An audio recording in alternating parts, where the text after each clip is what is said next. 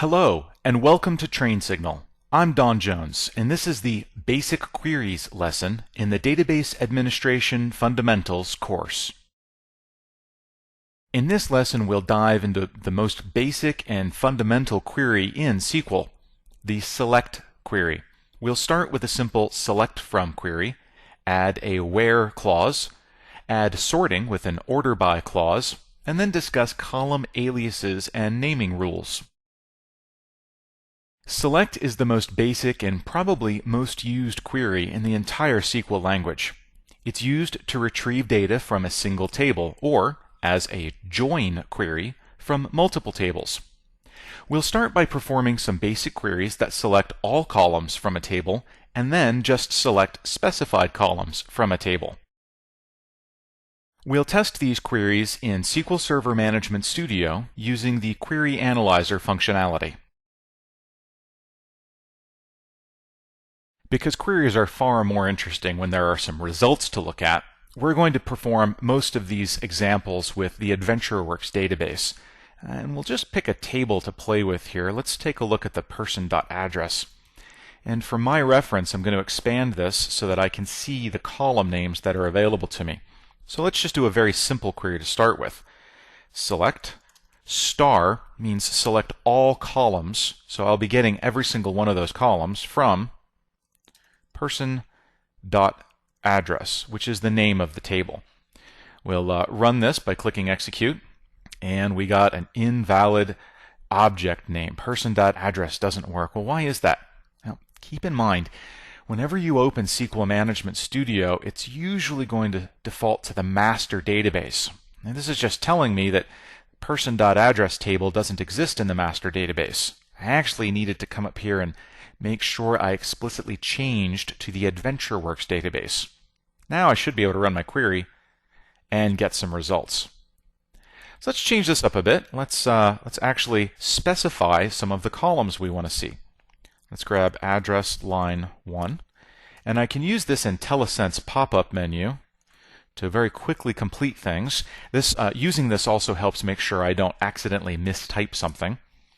So this is just a comma-separated list of the columns I want to get, and when we run it, I get just those columns.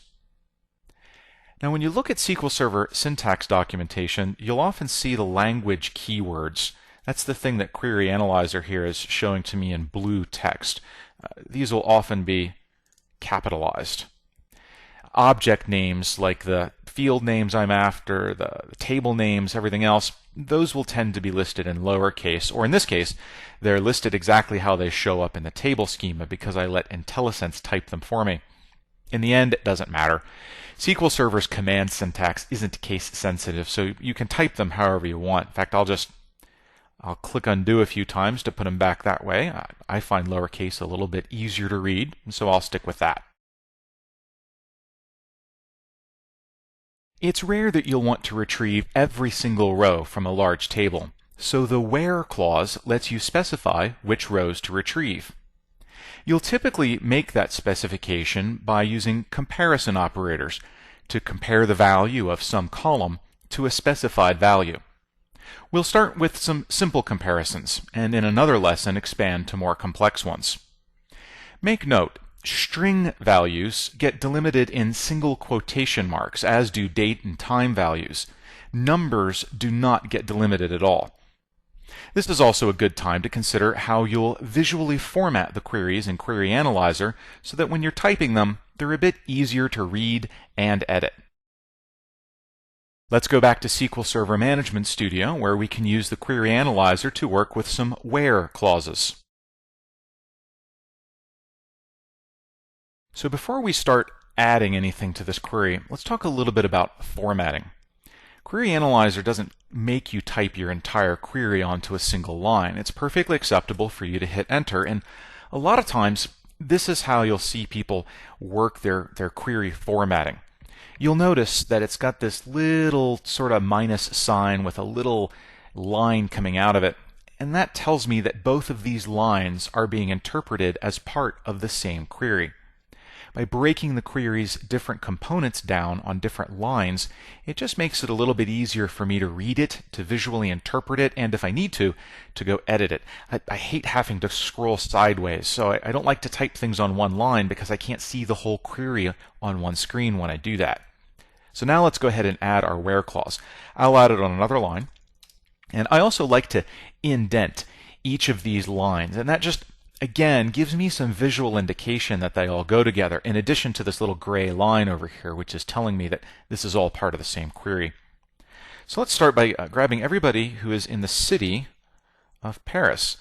Notice that this is a string value, so it has to be delimited within single quotation marks. We'll run that, and that gets me everybody that's in Paris. Now, let's actually narrow that down a little bit more. And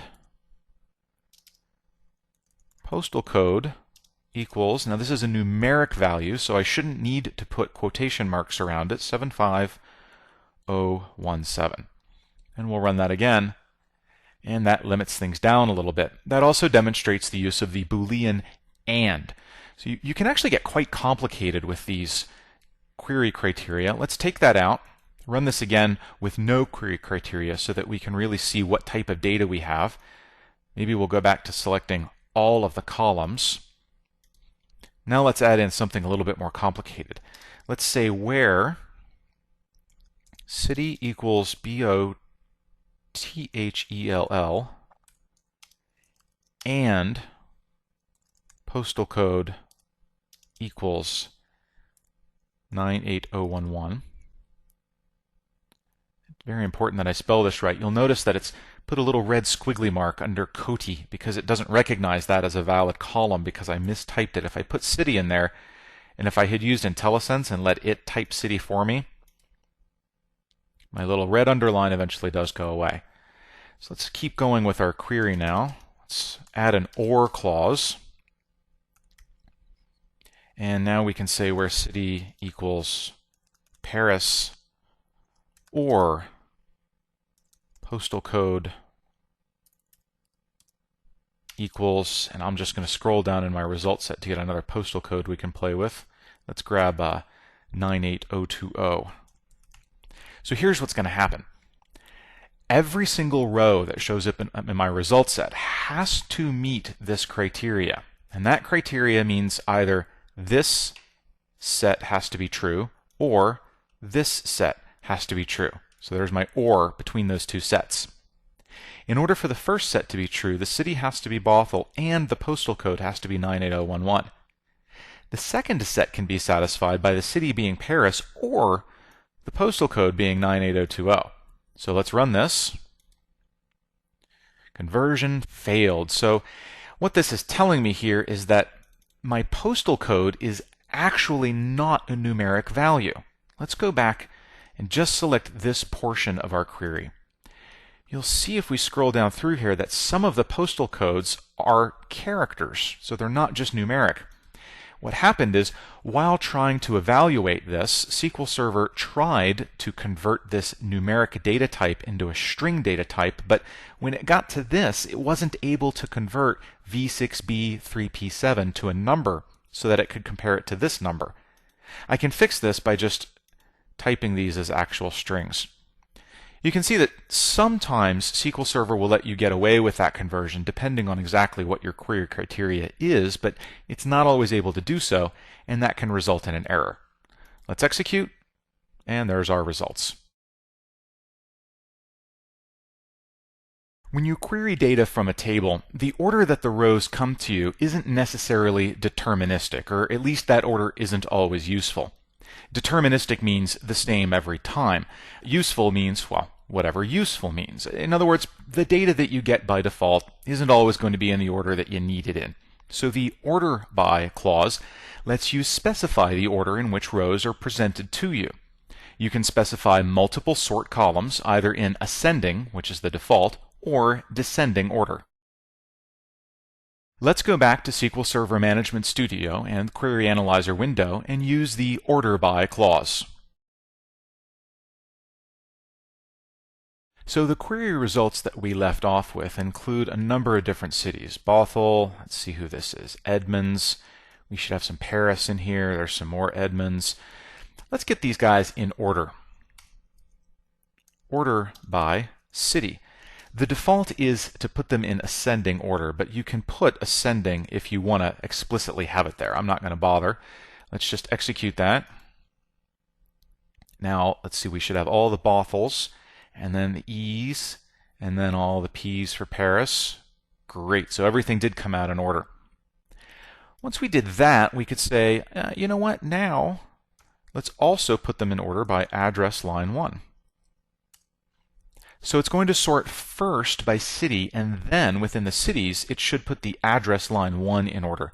So if I just look at this result set before I run the query, I should see 1970 appear before 7484, which should be before 9833, which now it's not. So let's execute our revised query, and it looks like everything did line up in address line order. Let's put that into descending order, though. And this is sometimes it's a little easier to read if you stick a little space in here. SQL Server is not too crazy picky about spaces. So let's see, that should be city in ascending order, and then address line in descending order once it's sorted by city. Execute. So we've still got the cities in ascending order. Bothell is first. But now we've got the larger values, the end of the alphabet, if you will, at the beginning of the result set. If I scroll all through the Bothells and get to the E's, you can see it starts over again with the addresses, and then if we go down to the end of the E's, we then kick right in and start reverse sort of the Paris addresses. By default, the columns in your result sets are named whatever they are in the original table schema. That might not always be what you want, so you can rename the columns with aliases. Now, you're not actually changing the name of the column in the table. You're merely changing the column name that's presented to you in your result set. We should also take a look at how to refer to names that might contain characters that SQL Server considers illegal. And this is probably a good time to look at SQL Server's fully qualified naming syntax, as well as the shorter notation that you can get away with and save your fingers a little bit of effort. We'll go back to SQL Server Management Studio and the Query Analyzer window and revisit some of our prior queries. This time we'll add column aliases and discuss some of SQL Server's naming rules. Let's continue to modify this query. I'm going to go back and put in some specific columns. So let's grab address line 1, and let's grab city, and let's grab postal code. So when I run that, you can see that the columns in my results are named the same as the columns in the underlying table. Address line 1 kind of bugs me. In this result set, it doesn't make sense to call it address line 1 because it's the only address line I've included. So let's alias that. We'll use the as keyword, and I'll put whatever it is I want this to be called. I just want it to be called address. Now, you'll notice that that took on a blue highlight, and that's because SQL Server actually recognizes that as a keyword, meaning the word address has a special programming meaning to SQL Server. Whenever that happens, you kind of run a risk. I'm guessing if I hit run, this will probably work because the keyword address doesn't make sense here. SQL Server isn't looking for it in the column list as a keyword, so it lets it go. It's always safer just to put that in square brackets. You'll notice that now it isn't highlighted in blue. It looks just like all the other column heads. So I'm kind of explicitly telling SQL Server, look, this doesn't have any special meaning. I just want you to treat it as the literal ADDRESS. If I run this again, you'll notice that my result sets don't include the square brackets. Those are just a form of notation. I have not renamed the column in the actual table. That's over here. If we refresh this column list from the actual table, address line 1 is still address line 1. I haven't added anything to the table. I've just changed the way this is presented to me in my result sets. Now, SQL Server does have a fully qualified naming syntax. We've been using the shortened version. Because I'm using the AdventureWorks database, I don't have to tell it what database I'm using, but there is a fully qualified syntax. Let's see if I'll retype the table name using that fully qualified syntax. It would start with server name, so that would usually be localhost / SQL Express, and it's really rare to see people type the server name. I mean, you've connected to the server, but it isn't that uncommon to specify the database first, and then the name of the table you're after. So in my case, this would be person.address. And that's kind of a more fully qualified naming convention. It's also allowable to put the user who owns it. And we'll talk more about ownership later and where that actually fits into the naming syntax. But for right now, let's just keep it at that. All the red goes away, so that means I've typed it correctly. And my query still executes. So keep in mind the little trick with the square brackets. Anytime you've got a name of an object that might overlap with a SQL command or might even contain a character that's illegal to SQL Server, those square brackets are the way to get started with that. And keep in mind that there is a fully qualified naming syntax for all of these different database objects. I could use that same fully qualified syntax for the column headers as well. The reason you don't, the reason people tend to shortcut this a little bit, is simply to make the query a little bit easier to read. You can imagine that if every single one of these was fully spelled out, it would kind of start to be a little bit of a hassle. It would just make the query a lot uglier to look at, and so that's why we have the shorter version that we can get away with. If you were asked to take a bunch of people in a room and put them in order by their names, how long would it take you? Think about that for a second. You'd have to go to each person in the room, ask them what their name is, and then kind of try and wedge them in next to each other in the appropriate order. Would things be faster, do you think, if you had an alphabetized list of their names up front and you just needed to read down that list and call the names out and let people line up as you called them? Well, sure, it would be easier. And SQL Server works in much the same way. In SQL Server, that alphabetized list is called an index.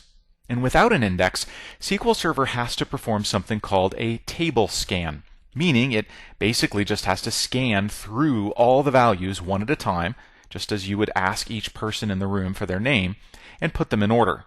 Table scans are generally considered to be very inefficient, except on very, very, very tiny tables with only maybe a couple of dozen rows. This same rule applies to filtering. Imagine if you needed to go through the room and ask all the people whose last names started with an M to come up front. Well, if you had that alphabetized list, that index, you could just go straight down to the M's, call off the names that you found there, and let those people come to the front of the room.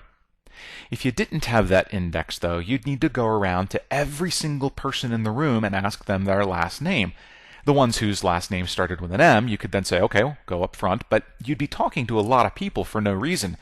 That really demonstrates the inefficiency of a table scan. So as you write queries, think about how SQL Server will execute them, and then look at how SQL Server is executing them.